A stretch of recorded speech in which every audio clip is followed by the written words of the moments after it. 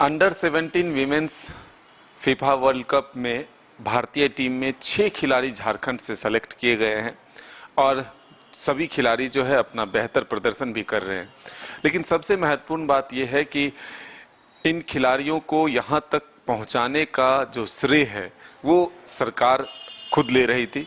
लेकिन आज इसको लेकर के आजसू सुप्रीमो सुदेश महतो ने सवाल खड़ा किया है और कहा है कि ये जो खिलाड़ी हैं वो अपने दम पर जो है यहाँ तक का सफ़र तय किया है, किसी के मदद से नहीं। बल्कि उन्होंने यहाँ तक कहा कि उड़ीसा सरकार से राज्य सरकार को सबक लेनी चाहिए कि किस तरह से उन्होंने हॉकी इंडिया को प्रमोट किया और हॉकी जो कि झारखंड के कई खिलाड़ी उसमें अपना भविष्य बना चुकी हैं, झारखंड का नाम रोशन कर चुकी हैं, लेकिन झारखंड से हॉकी को बढ़ाने के लिए बहुत कुछ प्रयास नहीं किए गए। वहीं दूसरी तरफ उन्होंने कहा कि झारखंड की जो ये 6 बेटियां फुटबॉल खेल रही हैं, जो कि फीफा वर्ल्ड कप में खेल रही हैं, वो सभी संघर्ष कर यहाँ तक पहुँची हैं।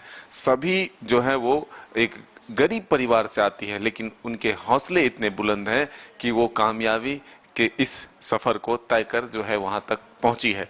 अब ऐसे में हम ये कह सकते हैं कि झारखंड के जो ये 6 खिलाड़ी हैं वो सच में मजदूर की बेटियां हैं। किसी को काफ़ी सुविधाएं उपलब्ध नहीं थी, फिर भी उन्होंने संघर्ष किया अपने मेहनत पर। हमने भी कई स्टोरी दिखाए थे कि किस तरह से वो मार भात खा करके अपने प्रैक्टिस को जारी रखा।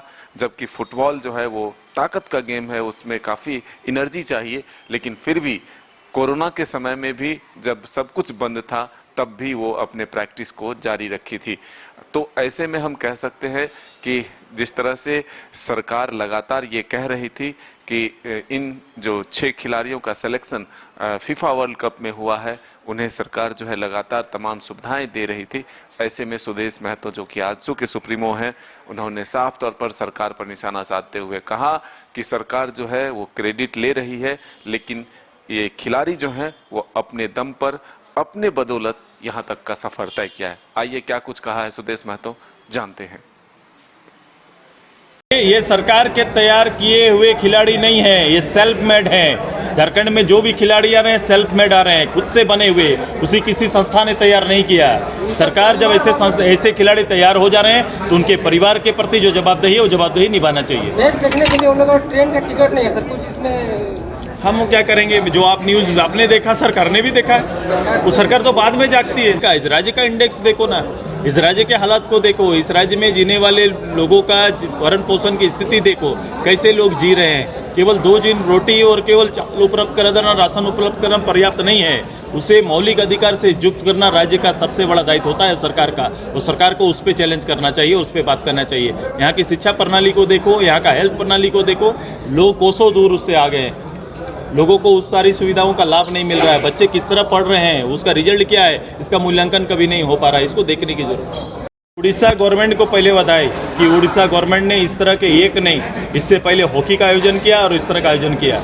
और उड़ीसा गवर्नमेंट को मानना पड़ेगा कि वो पहला ऐसा राज्य है जिसने हॉकी इंडिया का पूरे देश में जिसने स्पॉन्सर किया है। आज हॉकी इंडिया जो हमारा आगे बढ़ रहा है उसका स्पॉन्सर कौन है? एक राज्य है। मैं बधाई देता हूँ। टोल इसलिए जरूरी है कि इतने बड़ी तादाद में रोड का विकास नहीं हो सकता है। टोल के माध्यम से हम लोग बिल्ड, ऑपरेट एंड ट्रांसफ़र, हम लोग ने BOT सिस्टम लाया था, तो BOT सिस्टम का ही ये पार्ट है। उसी से क्या होता है कि एक शुल्क तैयार किया गया और उस शुल्क के माध्यम से जो संग्रह होता है उसे फिर नए रोड की कल्पना की जाती है। मैं विकास का पक्षधर हूँ, लेकिन ये ध्यान रहे कि उसके अंदर जो तस्वीर साटी हुई है, किनको किनको शुल्क नहीं लगेगा, लोगों का ऑब्जेक्शन वहाँ पर है।